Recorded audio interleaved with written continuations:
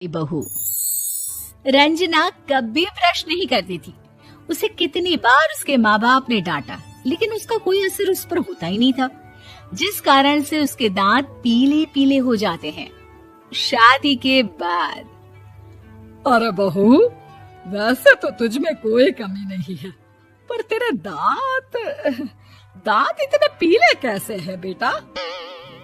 कैसे मतलब? कोई सर्जरी थोड़ी ना कराइए। वो तो क्या नाम, मैं ब्रश नहीं करती थी तो पीले हो गए। अब क्या करूं? आप कहे तो लाल करवा लूं या फिर काले? यार ये क्या है, क्यों माँ से लड़ रही हो? लड़ रही हूँ? अरे मैं लड़ रही हूँ या ये बोल रही है कि दांत पीले हैं, पीले। अरे तपस्या थोड़ी ना की है इन्हें पीले करने के लिए। बकायदा ब्रश नहीं किया है 20 साल तक, तब जाकर। छी, कैसी बात कर रही हो? ये उस वक्त तो पीले नहीं थे जब हम लोग तुम्हें देखने आए थे। अरे तब साफ करवा लिया होगा डेंटिस्ट के पास जाकर। अब देखो कैसे पीले पीले लग रहे हैं। रंजना सास की तरफ गुस्से से देखती है। फिर शुरू हो गई पीले पीले पीले। अरे पीले तो तब भी थे जब मेरे हाथ का रसगुल्ला उड़ा उड़ा कर खा रही थी और बोल रही थी, लड़की नहीं गुणों का खजाना दे रहे भाई साहब आप। खैर, अब वो लोग करते भी तो क्या करते, पीले दांत वाली बहू पल्ले पड़ी थी तो झेलना तो था ही। एक दिन कीर्तन में रंजना गाना गा रही थी।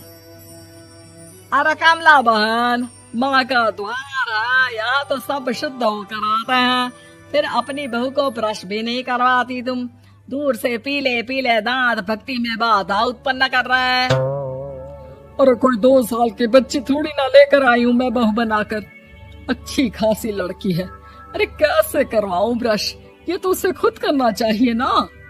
अब माँ बाप तो इसके जैसे तैसे निपटा दिए, ये नहीं सोचा कि सास कैसे संभालेगी।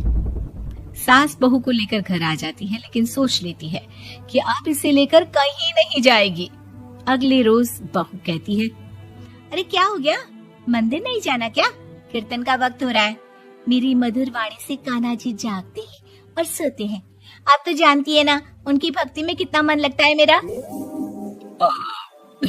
वो क्या है ना, तबीयत ठीक नहीं लग रही है मेरी, आराम करूंगी मैं।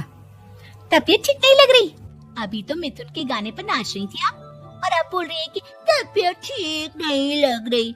अरे भक्ति में मन लगा लो सासू माँ, ऊपर जाना है, क्या मुंह दिखाओगी आप? हाँ? सास को बहू की बात पर गुस्सा आ जाता है। मैं क्या मुंह दिखाऊंगी, इसकी चिंता तो ना कर, समझी?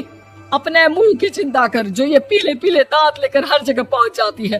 पता है लोग कितना मजाक बनाते हैं। ना जी ना, मैं नहीं जाना कहीं तेरे साथ। तो ये बात है। कोई ना, मत जाओ, मैं अपने कमरे में ही बैठकर भक्ति कर लूंगी। ऊपर वाला दांत थोड़ी ना देखता है, मन देखता है, भावना देखता है। और अरे बस बस, तू सब कुछ दिखा, बस ये सफेद चमकदार दांत ना दिखाना किसी को, है? जा यहाँ से। बहू को सास की बात का कोई फर्क नहीं पड़ता, वो तो जैसी थी वैसी ही रह जाती है। सुबह नहाकर किचन में खाना बनाना, फिर खाना खाना, कीर्तन भजन करना और सो जाना। एक दिन, माँ जी मैं सहेली के घर जा रही हूँ, शाम को लेट आऊंगी।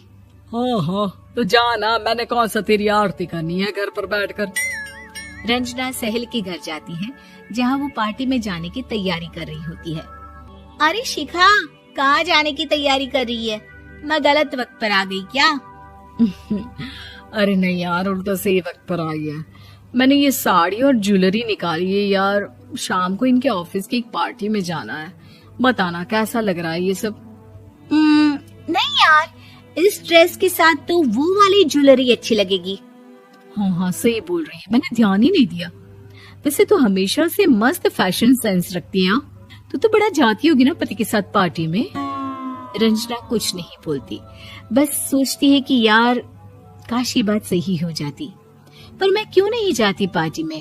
क्या इन लोगों की कोई पार्टी होती नहीं होगी? रंजना घर आती है और रात में पति से सवाल करती है, एक बात बताइए, आप मुझे किसी पार्टी में क्यों नहीं ले जाते? क्या आपकी यहाँ ऑफिस में पार्टी नहीं होती? पति बेचारा